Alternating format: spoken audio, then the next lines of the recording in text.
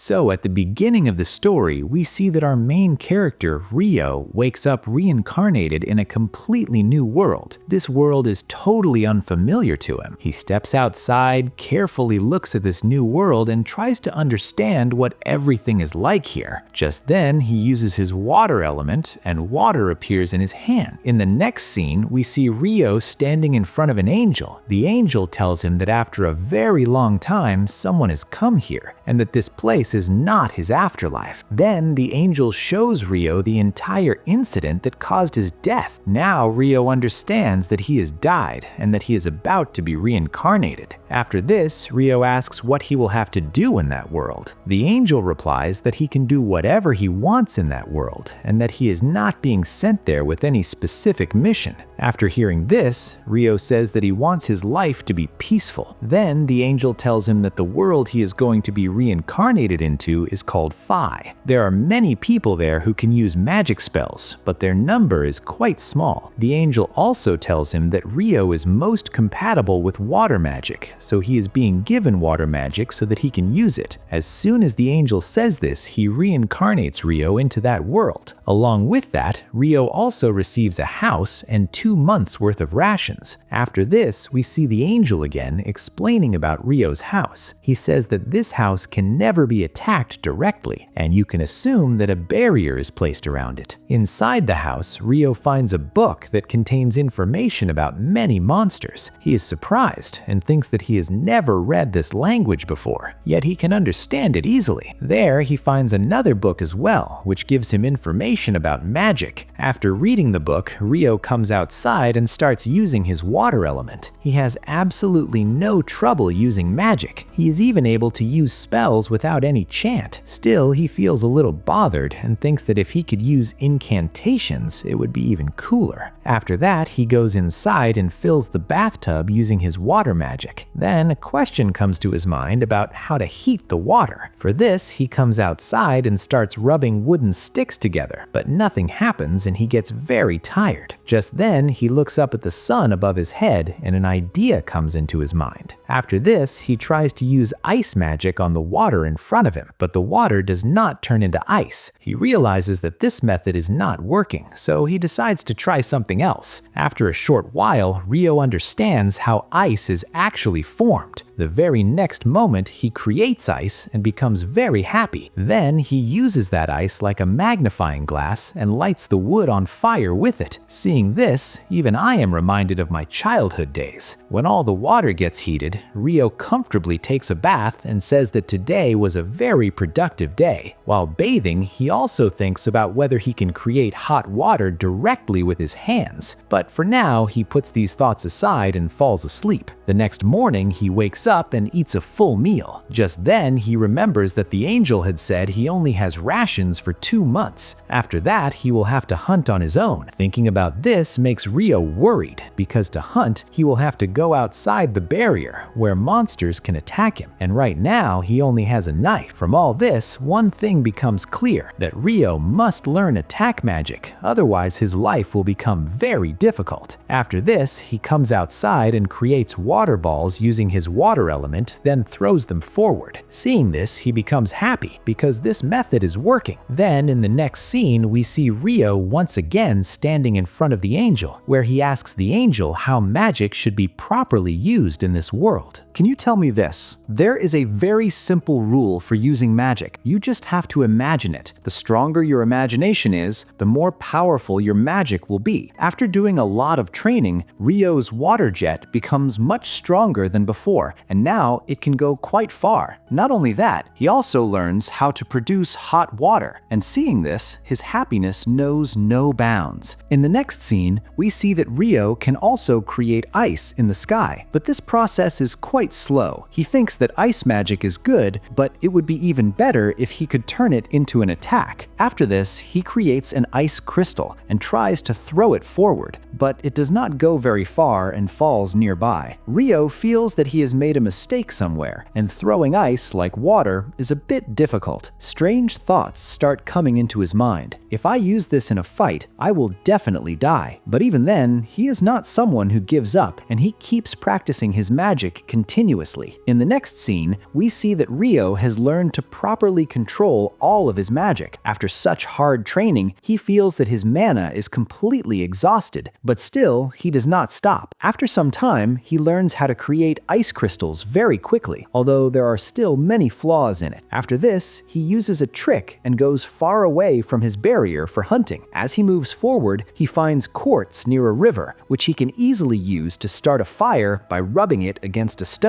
This removes a big worry for Rio, because now he no longer has to depend on the sun for fire. Now, Rio goes into the forest to collect herbs, but suddenly he notices a very dangerous wild boar standing in front of him, which is coming straight at him to attack. Seeing this, Rio panics, and he remembers the accident in which he died in a truck crash. As soon as the boar attacks him, Rio moves to the side and thinks that since magic exists in this world, he can do something here. At that moment, he freezes the entire floor using his ice magic. The boar slips forward and crashes into the sharp ice spikes in front of it, dying on the spot. After finishing everything, Rio returns to his house and thinks that if the wild boars of this world are this weak, and still he ended up in such a bad condition fighting just one of them, then how terrifying must the dangerous monsters here be? After this, he starts reading the same magical book again. There, he learns about dragons, and it is written that dragons are extremely dangerous. A single dragon can completely destroy an entire city, so if one ever appears in front of you, you should run away without thinking twice. As soon as he turns the page, he reads about another angel named Akuma. This is a fallen angel and is extremely dangerous. Not much is written about the origin of this angel, but one thing is clearly stated, that the day this angel appears in front of you will be the last day of your life. From here, the scene shifts where Rio is roaming through the forest like Tarzan. Suddenly, a very large hawk attacks him. Rio creates a shield and starts running around. This hawk uses air slashes to kill him, but its most dangerous attack is with its beak. Now, Rio understands that there is no chance of running away, so he decides to fight with full preparation and continuously uses ice attacks on the hawk. But dodging those attacks, the hawk comes very close to Rio. Rio immediately creates an ice shield all around himself. As soon as the hawk crashes into it, it gets completely shaken. Even then, the hawk does not give up and continues the fight. Rio notices that his attacks have badly injured the hawk. Out of fear, the hawk flies away, and Rio finally breathes a sigh of relief. He says, "Man, that was way too close. Otherwise, I would have definitely died today." But now, his peaceful life slowly starts to fall apart. Because of all this, he even forgets the way back to his own house. Just then, Sadokata appears in front of him, and seeing this, Rio panics once again. Difficulties like these keep coming into Rio's life continuously. He fights many monsters and gradually learns how to properly use his abilities. He even goes underwater and easily defeats a giant octopus. Now the power of his water jet has increased a lot compared to before, so much that it can cut a rock cleanly in half. In the next scene, Rio once again comes face to face with Sadokata and thinks that the book given by the angel did not mention this anywhere. So is this a monster or is it something else? After this, a fight starts between the two of them. This knight easily defeats Rio and even breaks his ice shield. Defeated, Rio falls to the ground and thinks that maybe he will never be able to defeat it. This thing is truly very strong. Rio comes here every night because he feels that this knight is training him. So far, this knight has neither killed him nor given him any fatal injuries. One day, Sadokata hands its sword to Rio. Rio understands that maybe it wants him to master this sword. After that, Sadokata leaves from there. Then we see the same hawk again, which has now evolved much more than before. When it attacks Rio, Rio tries to stop it by creating a 5-layer shield and even manages to counter it. But this is only what Rio thinks, because the attack is not that weak. All of his shields get shattered. Then he creates a 10-layer shield, but that also gets completely destroyed. Rio tries his best to defeat it, but the hawk easily dodges all control of his attacks. Then it lets out a powerful screech, which makes Rio's condition even worse. Now the hawk also uses lightning attacks on Rio, but Rio somehow manages to survive. The fight becomes extremely intense, and the hawk starts overpowering Rio. Just as the hawk comes straight at him to kill him, Rio strikes it hard with his sword, and the hawk is killed. But after killing the hawk, Rio feels deep regret. He apologizes to it, then pulls his sword out of its body and leaves from there. Suddenly, a red-colored dragon appears in front of him. Rio remembers that he had read that if you ever see a dragon, you should run away without looking back. But this dragon starts talking to Rio through telepathy. Rio is shocked to see that the dragon can talk to him. The dragon says, "I haven't used telepathy in a very long time, and I want to ask you something. Have you met a hawk that evolved recently?" Frightened, Rio replies, "Yes, I did meet one, but I killed it." I'm sorry, did you really kill him? The dragon continues, "You're truly an amazing kid, and how do you have this strange-looking weapon?" When Rio shows him his sword, the dragon says in surprise that it is the Fairy King's sword. If the Fairy King himself gave you this sword, then it clearly means that he trusts you a great deal. After this, the two of them start talking, and before they realize it, evening arrives. Neither of them notices how quickly time passes. Then Rio asks the dragon, "By the way, what's your name?" The dragon replies, "My name is Levin." After saying that, he leaves from there. Rio thinks that everything that just happened was very strange. He never expected that he would ever be able to talk to a dragon, but one thing becomes clear: anything can happen in this fantasy world. On the other side, the angels are checking Rio's stats, and suddenly they become extremely shocked. "I didn't notice this at all. This child has a real trait, but how is that possible?" The angels think that something like this had only happened once before 10,000 years ago, when they reincarnated a girl into another world. The hidden trait the angels are talking about is called eternal youth. That means this person will never grow old. The next morning, Rio feels like eating seafood, so he heads in that direction. But as soon as he gets there, he sees a broken boat lying ahead, and many dead bodies scattered around. Just then, his eyes fall to the side, where a red-haired boy regains consciousness while coughing. Now this boy tries to remember what exactly happened to them. He recalls that when they were all on their ship, a giant octopus attacked them. The ship was completely destroyed, and everyone was swept away into the water. As his eyes fully open, he realizes that he is still alive. After coming outside, he wonders how he even managed to reach this place. Just then, Rio appears in front of him. Rio says, "Well, it's good that you survived." Seeing Rio, the boy is shocked and thinks about how this kid suddenly appeared here, even though he didn't sense him at all. However, he doesn't say any of this to Rio and introduces himself. "My name is Abel." Rio also introduces himself and says, "My name is Rio, and sorry, you're the only one who survived. I couldn't save the others." Abel replies, "It's fine. Besides, they were all smugglers anyway." After coming inside the house, the two of them start eating because Abel is very hungry. Just then, Abel notices that Rio has only one set of clothes. Rio says, "I don't have a needle or thread, so how am I supposed to make clothes for myself?" Abel says, "Come on, man, just go buy them from a shop." Rio replies, "But there aren't any shops around here. There aren't even any people. I live here completely alone." Hearing this, Abel is completely shocked. Rio says, "By the way, I'm a water mage," and he shows a small demonstration of his power. Abel asks in surprise, "Can you really use magic?" Abel continues, "Even in the central province, less than half the people know magic. I don't even know how to use magic myself." Then Abel says, "I need to confirm something with you. Can you take me to the place where we first met?" While walking along the way, the two of them keep talking. Abel asks,